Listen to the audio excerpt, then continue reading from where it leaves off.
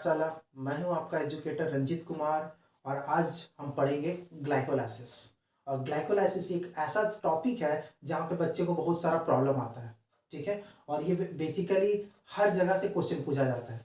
जब आप नीट के लिए तैयारी करते हैं, जब आप 11th क्लास में हो, जब आप बीएससी में हो या एमएससी में हो, आप सीएसआर या गेट का तैयारी कर रहे हैं, इस टॉपिक से हर तरह का क्वेश्चन पूछा जाता है और बेसिकली 2 से 3 क्वेश्चन फिक्स ही रहता है। इसलिए आज हम लोग ग्लाइकोलाइसिस पढ़ेंगे और ग्लाइकोलाइसिस को बहुत आसान तरीका से समझेंगे।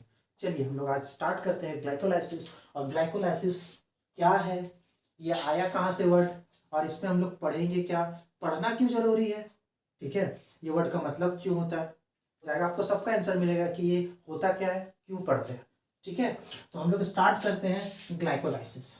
ये ग्लाइकोलाइसिस जो है, इसको हम अभी हम आपको बोले कि जो भी बायोलॉजी का भी टर्म रहेगा उसी में आंसर छिपा रहता है, ठीक है। तो आप लोग वीडियो को पॉज कीजिए और इसमें ढूंढ के बताइए तो ये आखिर है क्या, ठीक है। तो आप लोग पॉज करके ढूंढ लिए होंगे। तो हम लोग क्या बोले कि बायोलॉजी का जो भी टर्म होगा उसको हम क्या करेंगे, उसको ब्रेक डाउन करेंगे। तो हम इस वर्ड को भी ब्रेक डाउन करने का स्टार्ट करते हैं कि आखिर ये वर्ड है क्या। तो अगर हम इसको तोड़े तो क्या हो जाएगा, एक हो जाएगा ग्लाइको, ठीक है, ग्लाइको, और दूसरा हो जाएगा लाइसिस, ठीक है। ये 2 वर्ड हमको तोड़ने से मिला। जब इसको तोड़े तो हमारे पास क्या हुआ, 2 वर्ड आया, ठीक है, ग्लाइको और लाइसिस। तो हम लिख सकते हैं, क्या लिख सकते हैं कि ग्लाइको लिख सकते हैं और दूसरा हम लिख सकते हैं लाइसिस, ठीक है। तो हम पहले हम लाइसिस को समझते हैं, ठीक है। जो ये लाइसिस टर्म है, जहां भी आपको लाइसिस रहेगा वो समझ जाइए वो होता है ब्रेक डाउन, ठीक है। तो अगर हम लाइसिस का बोले तो लाइसिस का मतलब हमेशा होता है ब्रेक डाउन। तो ये ग्लाइको क्या होता है, ये ग्लाइको क्या होता है, ग्लाइको एक शुगर होता है, ठीक है। जो कि हम लोग ये ग्लाइकोलाइसिस जो है ये क्या हो जाएगा, शुगर में हम लोग शुगर का ब्रेक डाउन करेंगे। तो ये शुगर का ब्रेक डाउन करना क्या जरूरत होता है, ये शुगर है क्या, ये भी तो जानना जरूरी है कि ये शुगर है क्या। तो शुगर जो होगा वो हम आगे हम डिस्कस करेंगे है क्या। तो हम समझ जाते हैं पहले वर्ड की ग्लाइकोलाइसिस का मतलब क्या होता है। तो ग्लाइकोलाइसिस का मतलब क्या हो गया, ब्रेक डाउन ऑफ शुगर, ठीक है। तो हम क्या कर सकते हैं कि glycolysis means break down of sugar, ठीक है। पहला चीज तो आपको पता चल गया कि ग्लाइकोलाइसिस होता क्या है। ग्लाइकोलाइसिस क्या होता है, ब्रेक डाउन ऑफ शुगर, ठीक है। तो अब हम आगे वर्ड में हम देखना चाहते हैं कि ये वर्ड आया कहाँ से, शुगर क्या होता है, ये सारा चीज को हम डिस्कस करते हैं कि ये मेरा वर्ड आया कहाँ से। चलिए इसको इरेज करते हैं और आगे बढ़ते हैं कि ये है क्या। चलिए आपका तो वर्ड आगे, चलिए हम सीखते हैं कि ये ग्लाइकोलाइसिस है क्या। ये ग्लाइकोलाइसिस का वर्ड कहाँ से आया, जो ग्लाइकोलाइसिस है, ठीक है, ये कुछ नहीं है, ये ग्लाइकोजन्स है, ठीक है। ये ग्लाइकोजन्स है क्या, फिर माइंड में आएगा कि आप लिखे तो ग्लाइकोजन्स का मतलब क्या होता है। जो ग्लाइकोजन्स का मतलब हो जाता है, ग्लाइकोजन्स आया कहाँ से, ये आया कार्बोहाइड्रेट से। ओ अब समझ में आया है कि ये ग्लाइकोलाइसिस वर्ड आया कहाँ से, ये कहाँ से है, कार्बोहाइड्रेट्स में आया, ठीक है। तो कार्बोहाइड्रेट्स में आया तो आपको समझना पड़ेगा ना कि ये कार्बोहाइड्रेट है क्या। तो कार्बोहाइड्रेट क्या होते हैं, इसको भी तोड़ते हैं, तोड़ने से सब कुछ मिल सकता है, इसको भी तोड़ के देखते हैं। इसमें क्या है, कार्बो एंड हाइड्राइड्स। कार्बो मीन्स क्या होते हैं, कार्बन, और हाइड्राइड मीन्स क्या होते हैं, वाटर। हाइड्राइड मीन्स हो गया वाटर, ठीक है। तो हम लोग इसको केमिकल फॉर्मूला में इलेबोरेट करें, चलिए इसको मैच करते हैं। C for carbon, H for hydrogen. तो ये जुड़े होंगे तो क्या होंगे, कुछ ना कुछ मॉलिक्यूल से जुड़े होंगे। तो कार्बन को हम मान ले X से जुड़े होंगे और वाटर को मान ले Y से जुड़े होंगे। तो हम कह सकते हैं कि कार्बोहाइड्रेट का यहाँ से मेरा जनरल स्ट्रक्चर या जनरल फॉर्मूला मिल गया कि व्हाट्सएप पे कार्बोहाइड्रेट, कार्बोहाइड्रेट का जनरल फॉर्मूला मिल गया CnH2n का 2O का होल Y, ठीक है। ये फॉर्मूला मिल गया। तो ये n क्या बताएगा, n बताएगा आपको कि नंबर ऑफ कार्बन आइटम कितने हैं, ठीक है। तो नंबर ऑफ कार्बन आइटम कितने हैं, तो चलिए पुट करते हैं, ठीक है। तो हम पुट करते हैं, तो सपोज करके ले लेते हैं कार्बोहाइड्रेट्स में आपको पता होगा ग्लूकोज होते हैं, राइबोज होते हैं, तो पुट करते हैं। सिंपल एग्जांपल हम लेते हैं कार्बोहाइड्रेट्स। तो आपको पता होगा कि कार्बोहाइड्रेट जो वर्ड आया ये हम लोग बचपन से पढ़ते आ रहे हैं। कब से पढ़ रहे हैं? जब हम लोग फोटोसिंथेसिस पढ़ते हैं तो क्या बोलता है? जब हम लोग फोटोसिंथेसिस पढ़ते हैं तो क्या बोलता है? Carbon dioxide plus water in the presence of sunlight, ठीक है, और क्लोरोफिल्स के प्रेजेंस में करते हैं, हमको क्या मिलता है? सिंपली हमको मिल जाता है कार्बोहाइड्रेट्स। बचपन से पढ़ते आ रहे हैं, ठीक है। कार्बोहाइड्रेट्स मिलता है, इसके साथ हमको ऑक्सीजन मिलता है, इसके साथ हमको कुछ अमाउंट ऑफ एनर्जी भी मिलती है, ठीक है। तो कार्बोहाइड्रेट जब पढ़ रहे हैं तो उसमें क्या बोलते हैं? ग्लूकोज, ठीक है। तो ये ग्लूकोज आ गया मेरे वर्ड में। चलिए, तो ग्लूकोज को ये इसी का कार्बोहाइड्रेट्स का पार्ट है, तो हम लोग कह सकते हैं कार्बोहाइड्रेट्स का एग्जांपल ग्लूकोज हो जाएगा। और ग्लूकोज जब हो जाएगा तो हमारा बॉडी में in the form of glycogen के फॉर्म में जमा रहता है। जब ग्लूकोज बहुत सारे जुड़ते हैं तो हमारे बॉडी में जो एनर्जी रहेगा, ये ग्लूकोज क्या है? एक तरह का एनर्जी। तो हम कह सकते हैं कि एनर्जी क्या है? एक तरह का ये क्या है? हमारे पास एटीपी है, एडेनिन ट्राइफॉस्फेट, एडेनोसिन ट्राइफॉस्फेट, ठीक है। ये आपको समझ में आ गया कि ओवर भी ये ग्लाइकोजेंस है क्या? ग्लाइकोजेंस का वर्ड कहाँ से आया, इसका मतलब क्या होते हैं, कि हम समझ पाए कि ग्लाइकोजेंस है, ग्लाइकोलाइसिस है, ग्लाइकोलाइसिस आया ग्लाइकोजेंस है, और ग्लाइकोजेंस क्या है? कार्बोहाइड्रेट्स है। कार्बोहाइड्रेट्स का सिंपल एग्जांपल हम ले तो लिख सकते हैं, ग्लूकोज है, ठीक है, राइबोज है, और सारे होते हैं, फ्रुक्टोज है, बहुत सारे स्ट्रक्चर आपको मिलेंगे, बहुत सारा पढ़ेंगे। तो हम थोड़ा सा ग्लाइकोजेंस के बारे में डिस्कस करते हैं कि हम तो पता कर लिए कि ये जो ग्लाइकोलाइसिस का वर्ड आया है वो ग्लाइकोजेंस है, ग्लाइकोजेंस का वर्ड आया है कार्बोहाइड्रेट्स है। और कार्बोहाइड्रेट्स में हम डिस्कस कर चुके हैं कि कार्बोहाइड्रेट क्या होते हैं? कार्बन एंड हाइड्रोजन और ऑक्सीजन के बने हुए कंपाउंड्स को हम लोग कार्बोहाइड्रेट्स बोलेंगे, ठीक है। तो हम थोड़ा सा ग्लाइकोजेंस की तरफ चढ़ते हैं, ठीक है। तो आपको पता होगा कि ग्लाइकोजेंस क्या होते हैं, और आपको आई थिंक आपको ये भी पता होगा कि जो ग्लाइकोजेंस है ये हमारा बॉडी में जब हम लोग खाना खाते हैं, ठीक है, जब हम लोग कोई भी फूड मटेरियल्स खा रहे हैं, जो कोई भी फूड मटेरियल्स हम लोग ले रहे हैं, वो क्या होता है? ग्लाइकोजेंस के फॉर्म में स्टोर होता है। वो ह्यूमन्स में या एनिमल्स में जो होते हैं ना, कि इन एनिमल्स, ठीक है, और इन प्लांट्स, ठीक है। एनिमल्स में क्या होंगे कि एनिमल्स में हम लोग बोलेंगे तो एनिमल्स में जो भी फूड मटेरियल स्टोर रहेंगे, ठीक है, जो फूड स्टोर रहता है वो किस फॉर्म में स्टोर रहता है? वो हमारे पास ग्लाइकोजेंस के फॉर्म में स्टोर रहता है, ठीक है। कि मतलब जो भी हम लोग फूड मटेरियल्स खाए, मतलब हम लोग ग्लूकोज खाए, तो कह सकते हैं कि ग्लाइकोजेंस क्या है? स्टोर फॉर्म ऑफ ग्लूकोज है, कि ग्लूकोज हमारा बॉडी में कैसे जमा हो रहा है? ग्लाइकोजेंस के फॉर्म में स्टोर हो रहा है। और वही अगर प्लांट है, क्या करेगा? फोटोसिंथेसिस करेगा, ठीक है। तो फोटोसिंथेसिस करेगा तो वो खाना किसके फॉर्म में स्टोर करेगा?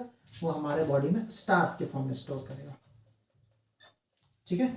अब जब ग्लाइकोजेंस होंगे तो ग्लाइकोजेंस में क्या करेंगे? ग्लाइकोजेंस को तोड़ेंगे। जब तोड़ेंगे तो हमको क्या मिलेगा? ग्लूकोज मिलेगा। मतलब हमको क्या करना है? अब हम रिलेट कर पा रहे हैं कि ग्लाइकोजेंस वर्ड कहाँ से आया, इससे क्या काम है, क्या जरूरी है हमारे लिए पढ़ना, ठीक है।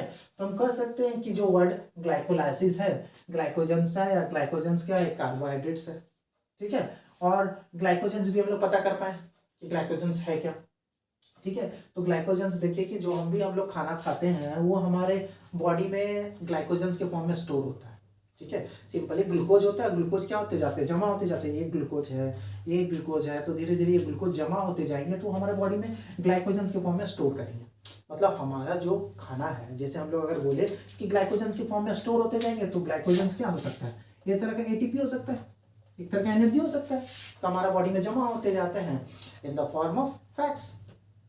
अब उसको तोड़ना है तो फैटी एसिड में तोड़ना होगा, तो ये भी प्लांट्स में जो हमारा एटीपी के फॉर्म में जमा होगा। और जब इसको तोड़ना है, जब इससे हमको एनर्जी लेना है, तो ये टूटेगा कैसे? एडीपी प्लस इनऑर्गेनिक फॉस्फेट, ठीक है। मतलब हमको अगर कोई भी चीज को तोड़ना है तो डायरेक्टली तोड़ नहीं सकते हैं, जब उसको स्मॉलेस्ट पार्ट में तोड़ना होगा तभी उसको इंजेक्ट करेंगे। तो आई होप आप समझ पाए होंगे कि ग्लाइकोलाइसिस का टर्म आया कहाँ से और ये ग्लाइकोलाइसिस है क्या, ठीक है। तो आपको ये समझ पाने होंगे कि ये ग्लाइकोलाइसिस है क्या, कि हमको क्या करना है? हमको शुगर को तोड़ना है, क्योंकि ग्लाइकोलाइसिस में दो वर्ड्स में बना, ग्लाइको मीन्स शुगर और lysis means breakdown, means breakdown of sugar. तो आपको समझ में आ गया होगा कि आखिर ये है क्या, ठीक है। तो आई होप आप समझ पाए होंगे।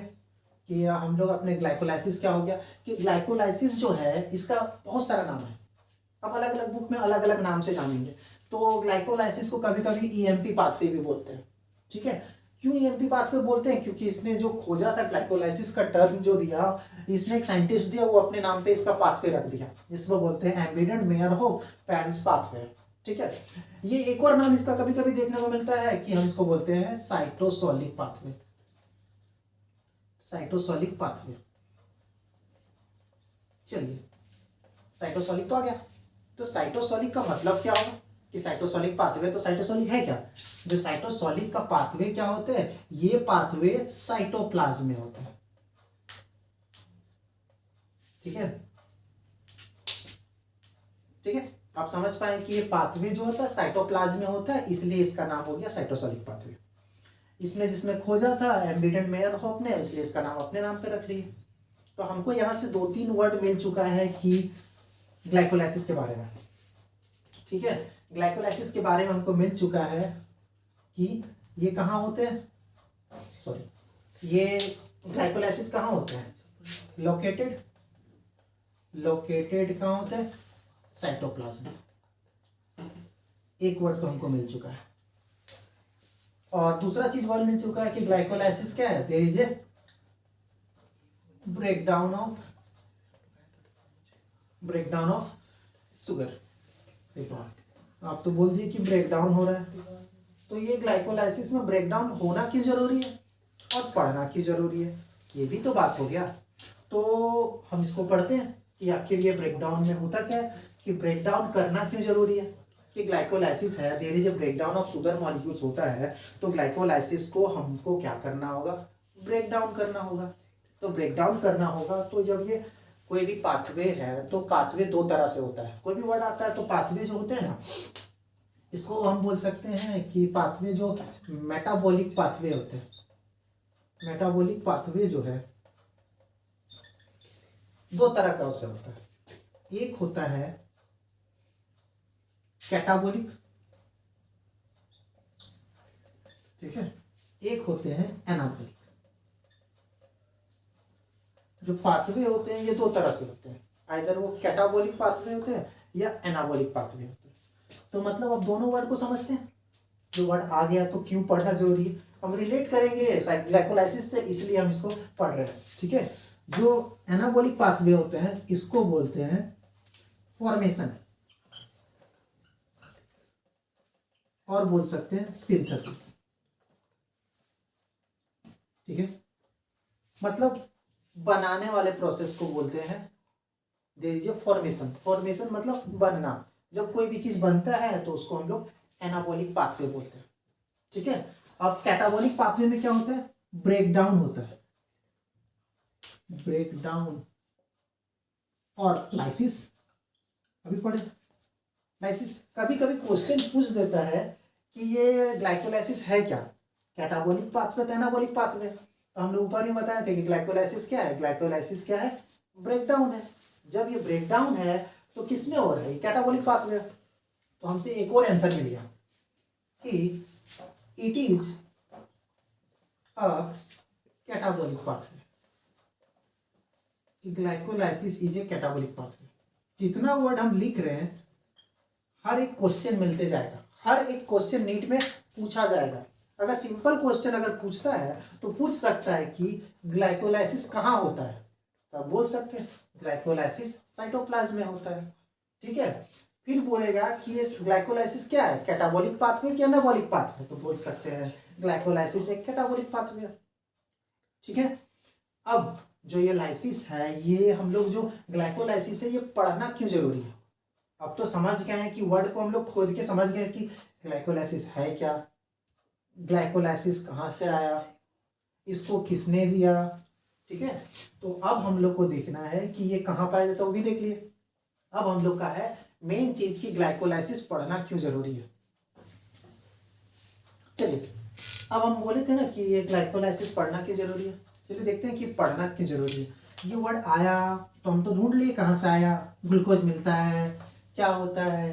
तो चलिए हम सबसे पहले जानते हैं कि पढ़ना क्यों जरूरी है। उससे के लिए वाई, क्वेश्चन ही मेरा दिमाग में आएगा वाई, सर आप पढ़ा रहे हैं तो क्यों पढ़ा रहे हैं ग्लाइकोलाइसिस, इससे हमारा क्या फायदा होने वाला है, कुछ फायदा होगा तभी ना पढ़ा रहे हैं। ठीक है, तो हम लोग पढ़ते हैं सबसे पहले कि ग्लाइकोलाइसिस में क्या होता है। कि सबसे पहले देखिए ग्लूकोज जो है, ठीक है, वह पायरुवेट में टूटता है। क्या भयानक नाम बोल दिए सर आप, पायरुवेट। कितना भयानक नाम बोल दिए पायरुवेट, ये आया कहाँ से? अभी तक तो सिंपल सिंपल फेंक रहे थे, अभी लंबा फेंक दिए पायरुवेट।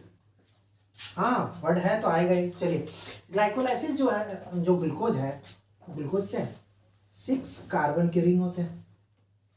स्ट्रक्चर नहीं पता, चलिए इधर ही चलते हैं। अगर इसका हम स्ट्रक्चर बनाए तो CHO, नहीं ऐसे नहीं बनाते, खुद आप कंफ्यूज हो जाएगा। 6 कार्बन बनाते हैं, 1 2 3 4 5 6।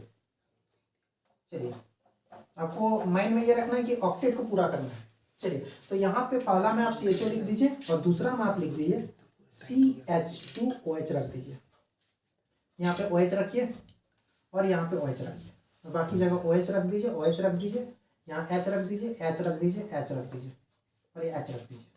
यही क्या है हमारा ग्लूकोज का स्ट्रक्चर है। तो और ग्लूकोज में कभी कभी अल्फा ग्लूकोज, बीटा ग्लूकोज लिखा रहता है, तो याद रखिएगा अगर कार्बन नंबर 5 में, ये कार्बन नंबर 5 है, अगर OH ग्रुप राइट साइड हो तो उसको हम बोलेंगे अल्फा, नहीं बोलेंगे सॉरी, अभी हम उसको बोलेंगे डी ग्लूकोज, डी ग्लूकोज बोलेंगे। तो सर अब अल्फा बता दिए, अल्फा भी बताएंगे भाई उनको, ठीक है। अगर ये लेफ्ट साइड रहा तो उसको हम लोग एल ग्लूकोज बोलेंगे। तो डी का मतलब होता है डेक्स्ट्रो रोटेटरी ग्लूकोज। चलिए इसको हमको साइक्लिक स्ट्रक्चर, अगर इसको हम लोग लीनियर चेन था, साइक्लिक में बदलते हैं, क्योंकि इसके बिना तो काम चलेगा नहीं, तो इसको बदलते हैं। तो क्या होता है, यहाँ से हम लोग हाइड्रोलाइसिस करते हैं, यहाँ से हाइड्रोलाइसिस करते हैं, सॉरी हाइड्रोलाइसिस करेंगे तो यहाँ से हो रहा है, यहाँ और यहाँ से एक वाटर निकलेगा, तो हमको क्या स्ट्रक्चर दे देगा, साइक्लिक स्ट्रक्चर दे देगा। याद रखिएगा ऐसे, जस्ट लाइक दिस, कुछ भी रटते हुए नहीं जाएंगे और उसी से करेंगे। जो भी चीज है हमारे पास यहाँ है, ये क्या है, HNOH है। चलिए यहाँ H और यहाँ OH।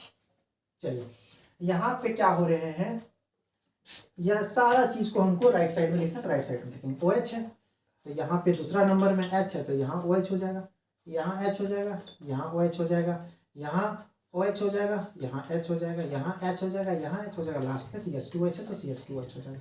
लीजिए ये हो गया। तो अब हम बोले थे ना कि अल्फा बीटा बताएंगे, तो अल्फा याद रखें, अगर ये कार्बन नंबर 1 है, कार्बन नंबर 1 में अगर OH नीचे हो तो उसको हम बोलेंगे डी ग्लूकोज, नहीं अल्फा डी ग्लूकोज। अब नाम पे और भयानक होते जा रहा है, अल्फा डी ग्लूकोज। ठीक है, अब पता चलिए कि ग्लूकोज कहाँ से आया था, तो आपको बता दिया कार्बोहाइड्रेट से आया था, स्ट्रक्चर ऐसा दिखता है। ठीक है, अब ग्लूकोज जो है अगर उसको हम पायरुवेट में तोड़ते हैं, ठीक है, जो पायरुवेट है वो एक तरह का पाथवे है, जो पाथवे है जिसमें हम लोग एनर्जी को जनरेट करेंगे, और जो ये प्रोसेस करवाता है वही हमारा ये ग्लाइकोलाइसिस है। अगर आप 10 क्लास में पढ़े होंगे तो 10 क्लास में इसका जिक्र हुआ था, ठीक है, कि ग्लाइकोलाइसिस का जिक्र नहीं हुआ। तो वहां पे अगर हम लोग रेस्पिरेशन पढ़ रहे थे तो रेस्पिरेशन में क्या होता था कि ग्लूकोज को हम लोग पायरुवेट में टूटता था और वही प्रोसेस को ग्लाइकोलाइसिस कराते थे। और उसी के प्रोसेस में हम लोग 2-3 चीज करते थे भाई, ठीक है, 2-3 चीज करते थे। तो क्या करते थे, एरोबिक एनारोबिक में करते थे। अगर प्रेजेंस ऑफ ऑक्सीजन रहता था तो हमारा कार्बन डाइऑक्साइड में वाटर देता था, रिकॉल तो करेंगे ही। चलिए, तो ग्लूकोज जो 6 कार्बन रिंग है ये 2 मॉलिक्यूल्स ऑफ पायरुवेट में टूटता है, ठीक है, और ये जो 2 मॉलिक्यूल्स पायरुवेट हो ये 3 कार्बन की होती है। जब इसको हम इससे मल्टीप्लाई करते हैं कि 2 molecules of pyruvate gives 6 carbon, ठीक है, जो ये टूट रहा है इसी प्रोसेस को हम लोग ग्लाइकोलाइसिस बोलते हैं। तो ग्लाइकोलाइसिस तो हो गया, ये आया वर्ड्स। तो ग्लाइकोलाइसिस जो है ये पढ़ना क्यों जरूरी है, चलिए आपको जो मेन चीज है वही टॉपिक तो बताया ही नहीं, यहाँ तक आप समझ चुके हैं। इसको भी इरेज कर देते हैं। चलिए, जो है अभी हम पढ़ा है ग्लूकोज जो कहाँ टूटा, पायरुवेट में टूटा, ठीक है, और जो ये पायरुवेट में टूटा इसमें क्या हो रहे थे, प्रोसेस जो लग रहा था उसको हम लोग ग्लाइकोलाइसिस बोल रहे थे, ठीक है, ग्लाइकोलाइसिस बोलते थे। और जो ग्लूकोज था वो 6 कार्बन था और ये 3 कार्बन में टूट रहे थे, तो मतलब ये 2 मॉलिक्यूल्स में टूट रहे थे। अब जो ये पायरुवेट है, यहाँ तक तो आ गया। जो पायरुवेट होता है ये अपना 3 फेट बनाता है। फेट मतलब वो डिसाइड बनना क्या चाहता है, ठीक है। चलिए 3 फेट हम बना लेते हैं। चलिए, तो पहला फेट में क्या हो रहा है कि जब वो ऑक्सीजन के प्रेजेंस में हो, मतलब हम यहां लिखते हैं पहले एरोबिक कंडीशन हो, तब वो क्या बनाएगा, कार्बन डाइऑक्साइड प्लस वाटर बनाएगा, ठीक है। और वही कार्बन डाइऑक्साइड एंड वाटर कौन यूज करेगा, हम लोग यूज करेंगे। कौन यूज करेगा, प्लांट यूज करेगा फोटोसिंथेसिस करने के लिए, जो इक्वेशन लिखे थे। एनिमल्स यूज करेगा, ठीक है। तो पता चल गया ना कि ये ग्लाइकोलाइसिस पढ़ना क्यों जरूरी। जब तक ग्लाइकोलाइसिस नहीं होगा तब तक प्लांट, कोई भी प्लांट्स और एनिमल्स को क्या हो जाएगा, एनर्जी नहीं मिलेगा। इससे थ्रू दूसरा प्रोसेस होता है, ठीक है, दूसरा प्रोसेस होता है एनारोबिक कंडीशंस, ये भी होते हैं एनारोबिक कंडीशंस, ठीक है। जब एनारोबिक कंडीशंस होता है तो हमारा पहला जो मिलता है वो क्या होते हैं, इथेनॉल मिलता है, आप जानते ही होंगे, ठीक है। जो हमारा इथेनॉल मिलता है उसके साथ हमको कार्बन डाइऑक्साइड मिलता है। पढ़ना क्यों जरूरी है, ये कहाँ होता है, आपको याद होगा तो ये कहाँ होता है, ईस्ट में होता है, ठीक है। एक तरह का ब्रेडमॉल होगा, ये क्या होगा, इसको कहाँ यूज करेंगे, फ्रेगमेंटेशन के लिए। मतलब आपको याद है ये ईस्ट वाला, ये इथेनॉल वाला कहाँ जरूरी होता है। चलिए एक सोचते हैं कि कहाँ जरूरी होता है, कहाँ जरूरी होता है। हाँ याद आ गया, चलिए।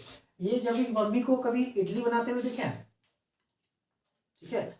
जब इडली बनाती है मम्मी तो क्या करती है कि जो भी वो चावल का बनता है तो चावल में वो क्या करती है, उसको मिक्सिंग में करके उसको कुछ देर के लिए छोड़ देती है।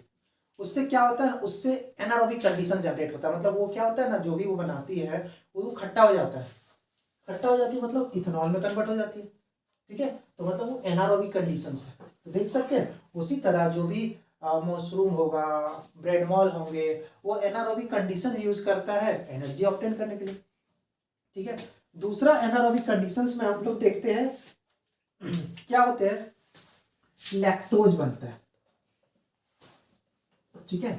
चलिए ये लैक्टोज का वर्ड कहाँ से है, लैक्टोज होता क्या है, जो लैक्टोज जो होते हैं ये जो होते हैं, ये जब होता है कि ये जब दूध से दही बनाते हैं ना, जो एनर्जी यूज होता है, जो एंजाइम यूज होता है, लैक्टोज यूज होता है, वो क्या कर देता है, तोड़ता है, एनारोबिक ऑक्सीजन से इन ऑक्सीजन में तोड़ता है। तो ये इसके अलावे जब हम लोग विग्रस एक्सरसाइज कर ले, जब हमारा बॉडी में विग्रस एक्सरसाइज हो जाए, अगर आप दौड़ रहे हैं अचानक कुछ दिन छोड़ दिए और आप दौड़ रहे हैं तो क्या हो जाएगा, आपका शरीर में मसल्स क्रैम्प हो जाएगा, उस केस में क्या होगा, लैक्टोज हमारा बॉडी में जमा हो जाएगा, ठीक है। तो आई होप आप समझ पाए होंगे कि ये प्रोसेस जो ग्लाइकोलाइसिस है करना क्यों जरूरी है, क्योंकि हम लोग ग्लूकोज से पायरुवेट से हमको जो फैट होते हैं वो बनना क्या चाहते हैं। अगर एरोबिक कंडीशन है तो कार्बन डाइऑक्साइड प्लस वाटर मिलेगा, मतलब प्लांट और एनिमल्स क्या करेंगे, प्लांट अपना फोटोसिंथेसिस करने के लिए, एनिमल अपना एनर्जी ऑब्टेन करने के लिए। अगर वो एनारोबिक कंडीशन और इथेनॉल आ गया, फिर एनारोबिक कंडीशन और लैक्टोज आ गया, तो आप पता है कि यही वाला जो हम लोग 10 में पढ़े थे, यही इलाबोरेट करना है, ठीक है।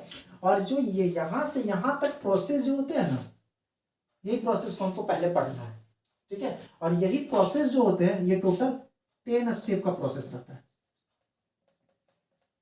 ठीक है। 10 स्टेप्स होगा, इसको हम पहले 2 तोड़ेंगे, ठीक है।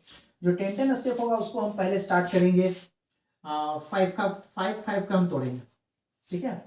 5 में इसलिए तोड़ेंगे क्योंकि ये प्रोसेस जो होता है ना, इसमें 2 चीज होता है, पहले एनर्जी हमको देना पड़ता है, फिर उससे हमको एनर्जी मिलता है, ठीक है।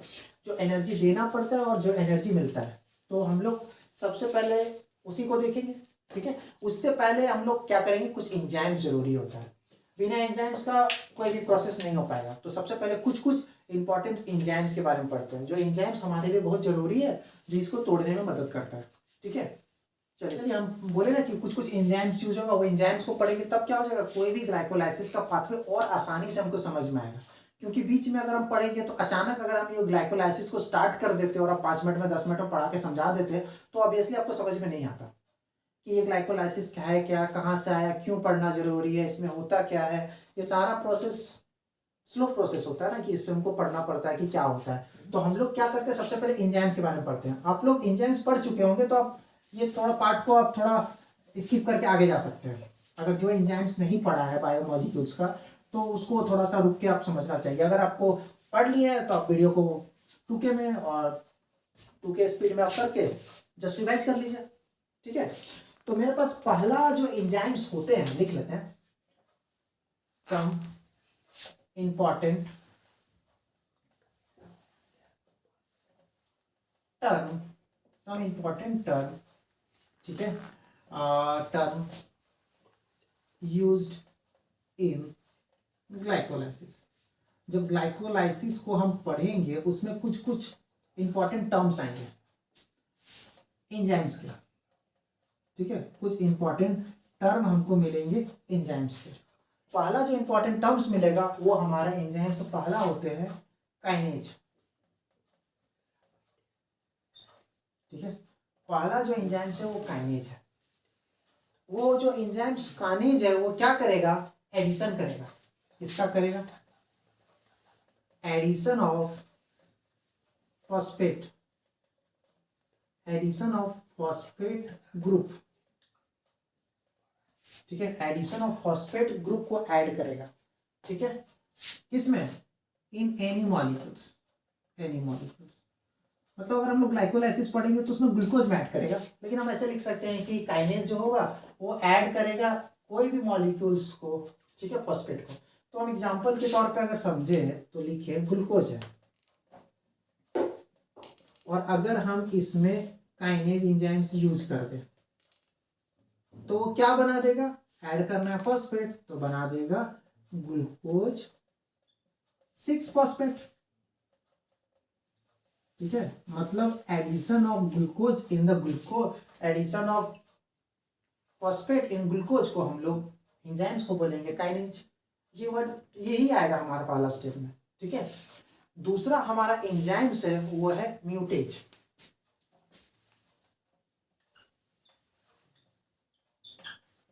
ठीक है, ये म्यूटेज है क्या, ये क्या करता है, फॉस्फेट ग्रुप का पोजीशन को चेंज कर देता है। ठीक है, ये एंजाइम्स जो है वो क्या करेगा, change the phosphate group position. जो फॉस्फेट ग्रुप का पोजीशन होगा उसको वो चेंज कर देगा। ठीक है, जैसे 3-फॉस्फोग्लिसरेट। ठीक है, अगर उसमें हम अगर एंजाइम्स म्यूटेज यूज कर दे, ग्लाइकोलाइसिस का स्टेप लिख रहे, कुछ नहीं है, जब हम लोग पढ़ेंगे तो पूरा डिटेल में समझ में आ जाएगा कि 3-फॉस्फोग्लिसरेट है, उस पर अगर म्यूटेज एज कर दे तो उसका पोजीशन चेंज कर देगा, उसको बना देगा 2-फॉस्फोग्लिसरेट। ठीक है, 2-फॉस्फोग्लिसरेट में वो कन्वर्ट कर देगा। फिर है हमारे पास फॉस्फोपाइरुवेट, सॉरी, फिर एक एंजाइम्स है जिसको बोलते हैं हम, ठीक है, एक और एंजाइम्स है जिसका नाम है फॉस्फोराइलेज। सॉरी, क्या नाम है, फॉस्फोराइलेज।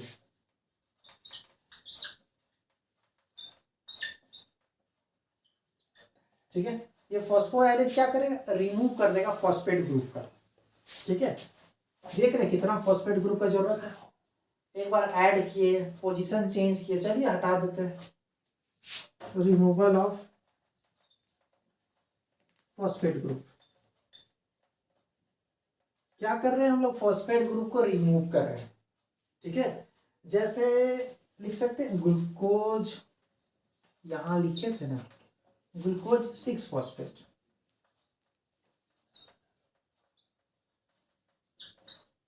ठीक है, ग्लूकोज 6 फॉस्फेट है, उसको क्या करेंगे कि हमको उसको वापस ले जाना है। ग्लूकोज 6 फॉस्फेट है, उसको हमको हटा देना है, तो ग्लूकोज में कन्वर्ट हो जाएगा। और एंजाइम्स कौन यूज हो रहे हैं? फॉस्फोराइलेज।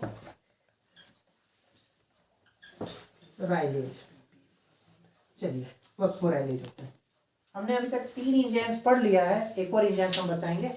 चलिए, और 2 एंजाइम्स रहेगा। चौथा एंजाइम्स है हमारे पास आइसोमरेज। केमिस्ट्री में आप लोग सुने होंगे आइसोमरेज। वो क्या कर देता है? इंटरमॉलिक्यूलर का चेंज कर देता है, पोजीशंस को इंटरमॉलिक्यूलर चेंज कर देता है। जैसे अगर ए और बी मिला हुआ है तो वो कन्वर्ट कर देगा बी को ए से। ठीक है, समझ गए? यही है हमारे पास 4 एंजाइम्स हम पढ़े। ठीक है, अब क्या करेगा? यही 4-5 एंजाइम्स को हम लोग यूज करके हम लोग अब पूरा ग्लाइकोलाइसिस पाथवे को समझते हैं। ठीक है, तो चलिए अब हम इसको इरेज करते हैं और पूरा ग्लाइकोलाइसिस पाथवे को समझते हैं कि ये आखिर है क्या, इतना लंबा प्रोसेस। चलिए इसको समझते हैं ताकि ये आसान से हमको 5 नंबर 10 नंबर दे दें। बेसिकली यहाँ से 3 से 4 क्वेश्चन हर एक एग्जाम में पूछा जाता है, हर एग्जाम में पूछा जाता है। ठीक है, चलिए इसको चलिए ग्लाइकोलाइसिस जो है ये बहुत लेंदी होती जा रहा है। ठीक है, जो ये पाथवे जो है इसका जो मेन अगर फ्लो चार्ट हमें समझना है तो वो हमारा जो सेकेंड पार्ट आएगा उसमें हम आपको समझाएंगे कि पूरा पाथवे कैसे हम लोग एक्सप्लेन करते हैं। आप जस्ट जो हम वीडियो दिए, जो भी हम आपको पूरा इंट्रोडक्शन पार्ट पता है उसको आप जस्ट रिवाइज कीजिए, कमेंट बॉक्स में कमेंट लिखिए और जो भी प्रॉब्लम होगा हम सॉल्व करेंगे। और आप अपना मेरे अंदर में भी जो भी कमी होगा उसको हम पूरा करने की कोशिश करेंगे। ठीक है, तो आज वीडियो को यहीं रखते हैं। नेक्स्ट वीडियो जो आएगा इसका सेकेंड पार्ट आएगा। ठीक है, अगर आपको अच्छा लगे तो बायोलॉजी पाठशाला को लाइक करें, शेयर करें और सब्सक्राइब करें। Thank you.